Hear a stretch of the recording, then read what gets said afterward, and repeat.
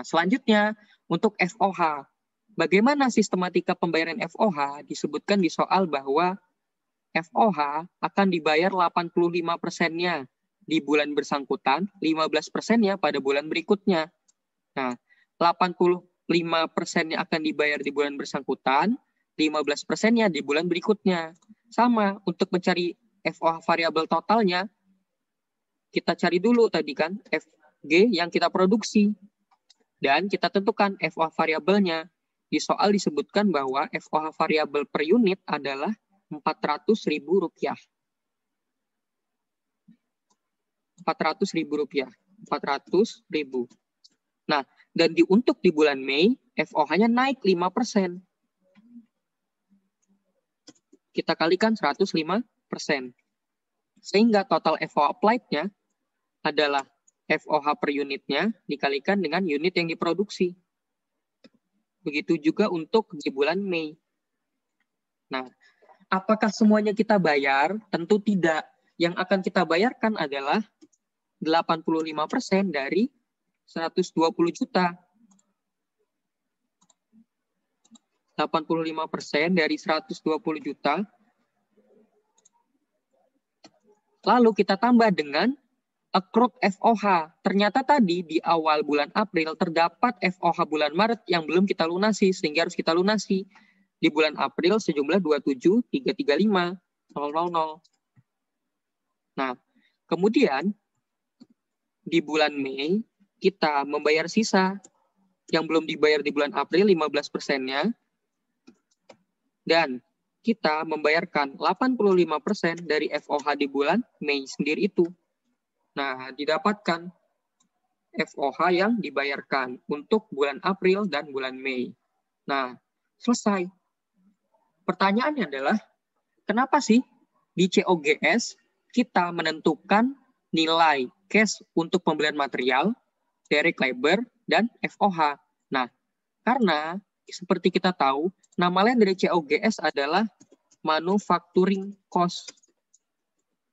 Ataupun nama lainnya lagi adalah inventoriable cost. Nah, sehingga untuk memudahkan istilah COGS ini, kita harus menghitung, yaitu manufacturing cost-nya yang terdiri atas DM, RM, raw material, DL, direct labor, dan FOH-nya yang sudah kita dapatkan.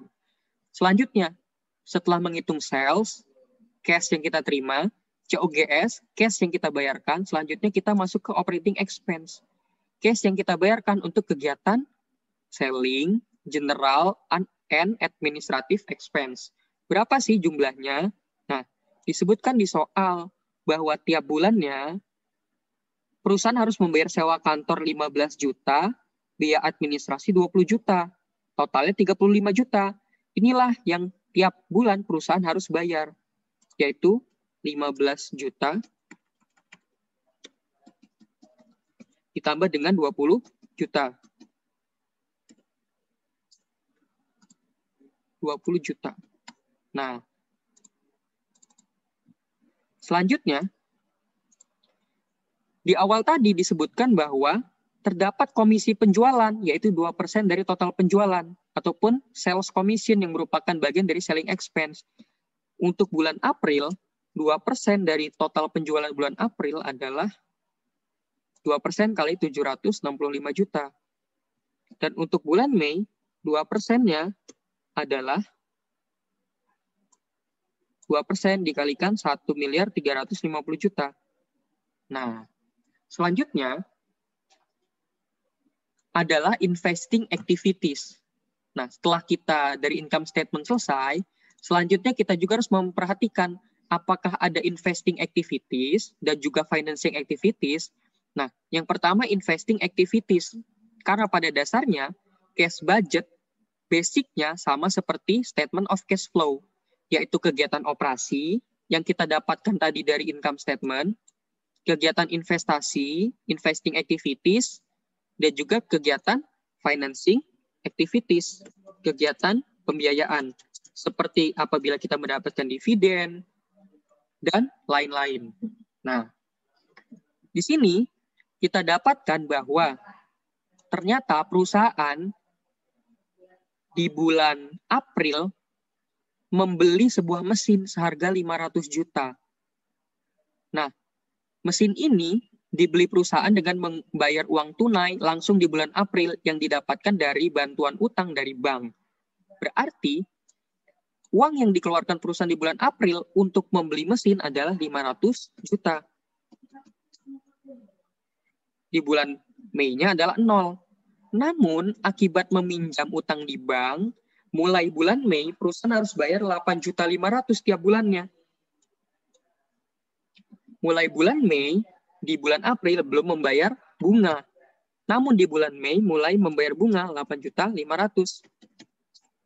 Nah, kita tahu bahwa ternyata interest expense adalah bagian dari operating activities, ya kan? Berarti di bagian operating expense, ternyata di bulan Mei terdapat pengeluaran uang 8.500.000. Nah, kemudian disebutkan juga, akibat pembelian mesin ini, para karyawan perlu dilatih dan untuk biaya pemasangan serta pelatihannya, sampai mesin siap digunakan, dibayar di bulan April diperkirakan 50 juta. Berarti, cash for training and installating of new machine adalah 50 juta. Dan dibayar di bulan April. Di bulan Mei-nya tidak ada. Nah, dari kegiatan ini, investing, selanjutnya kita beralih ke kegiatan financing. Apakah di soal disebutkan ada kegiatan financing? Nah, karena di soal perusahaan tidak melakukan kegiatan pembiayaan, maka kita tidak perlu meninjau apakah ada cash yang diterima ataupun cash yang dikeluarkan. Nah, dari kegiatan inilah, dari meninjau satu persatu ini, kita bisa membuat ataupun membentuk cash budget. Nah, cash budget itu bagaimana sih strukturnya? Yang pertama, yaitu cash balance di awal periode. Lalu, cash receipt ataupun penerimaan kas. Nah, yang kita cari tadi, dari mana sih kas ini kita terima? Ternyata kas ini kita terima tadi dari penjualan ataupun dari sales. Sehingga di sini kita tambahkan keterangannya adalah receive from sales. Selanjutnya adalah cash balance awal ditambah dengan cash receipt akan menghasilkan cash yang tersedia selama periode tertentu. Selanjutnya kita cari pengeluarannya, cash out ataupun disbursement-nya berapa. Dari mana? Kita lihat. Yang pertama tadi kita tinjau di COGS. Ternyata cash keluar pertama untuk membayar raw material, pembelian raw material. Payment of raw material purchases. Yang kedua buat apa? Ternyata yang kedua untuk bayar direct labor. Ini kan, untuk bayar direct labor. Berarti yang kedua, payment of direct labor ataupun disebut dengan payroll. Selanjutnya apa? Untuk bayar FOH. Payment of FOH. Selanjutnya apa? Payment buat apa? Kita lihat, karena tadi COGS sudah selesai, berarti kita lihat ke operating expense. Untuk bayar sales, general, and administrative expense. Payment of selling, general, and administrative expenses. Untuk bayar apa lagi? Untuk bayar komisi penjualan. Payment of sales commission. Apalagi? Untuk bayar bunga. Payment for interest. Expenses. Buat apa lagi? Yaitu buat bayar beli mesin. Ataupun payment of purchasing new machinery. Buat apa lagi? Buat bayar pelatihan dan pemasangan mesin. Yaitu payment of installing and training of using new machine. Oke. Nah, dari sinilah kita dapatkan total cash disbursement. Nah, cash available dikurangin cash out ataupun cash disbursement, terdapatlah di sini nanti cash balance ending. Nah, kita buat untuk bulan April dan bulan Mei. Yang pertama, cash balance awal bulan April. Berapa? Di soal meminta bahwa saldo awal kas bulan April adalah 300 juta rupiah. 300 juta.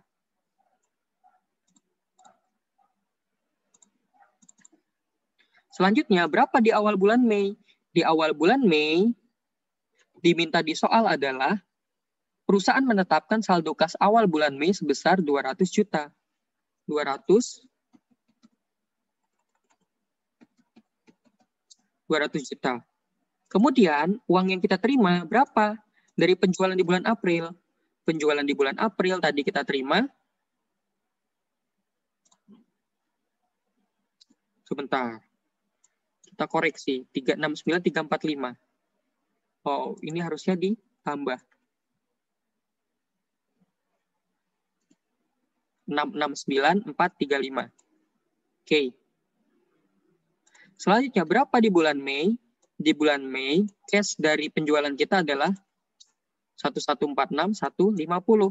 Sehingga cash yang tersedia di awal periode adalah penjumlahan dari cash awal ditambahin cash receipt.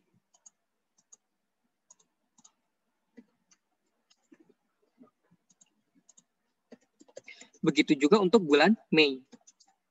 Nah, lalu berapa sih cash out-nya? Cash out-nya tadi, yang pertama untuk bayar raw material. Di bulan April untuk bayar raw material adalah 162.300. Di bulan Mei 288.420. Kemudian untuk bayar gaji karyawan. Di bulan April tadi 196. Untuk di bulan Mei adalah 380.070. Lalu apa lagi? Untuk bayar FOH. Di bulan April tadi 129.335.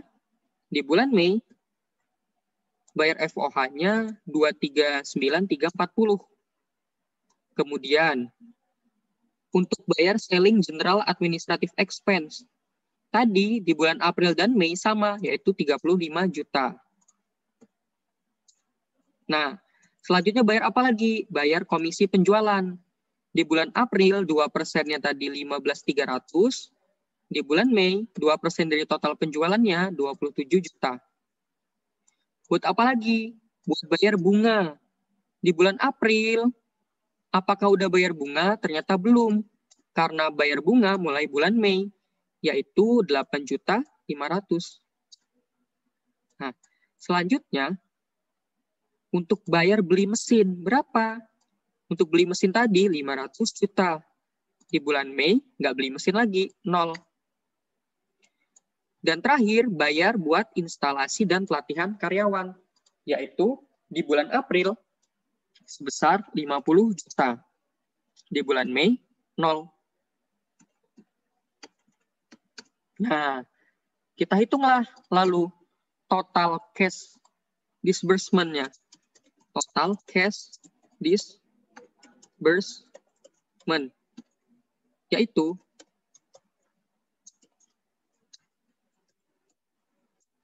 berapa sih totalnya? Nah, ini untuk bulan April dan ini untuk bulan Mei. Berapa totalnya? Nah, selanjutnya kita cari cash balance ataupun endingnya. Endingnya, di soal disebutkan bahwa perusahaan itu menetapkan di awal bulan Mei saldonya harus 200 juta. Nah, kita ingat bahwa saldo beginning di bulan Mei akan menjadi saldo ending di bulan April, yaitu harus 200 juta. Nah, terus kita hitung nih, memang berapa sih cash receive dikurangin cash disbursement-nya untuk bulan April? Nah, kan tadi awalnya tersedia 969.435. Kemudian kita kurangkan dengan total cash disbursement-nya, yaitu 1.087.935. Ternyata di akhir bulan April, saldonya malah minus 118.500. Bagaimana supaya di akhir itu saldonya menjadi 200 juta? Nah, di sini disebutkan, terkait besarnya utang, perusahaan memperhatikan rencana penerimaan dari pengeluaran kas. Nah, berarti agar mencapai 200 juta, yang tadi akibat pembelian mesin, perusahaan itu meminjam uang dari bank, ataupun mendapatkan cash receive from loan. Menerima uang akibat ngutang di bank. Sejumlah berapa supaya jadi 200 juta? Yaitu tinggal kita cari aja.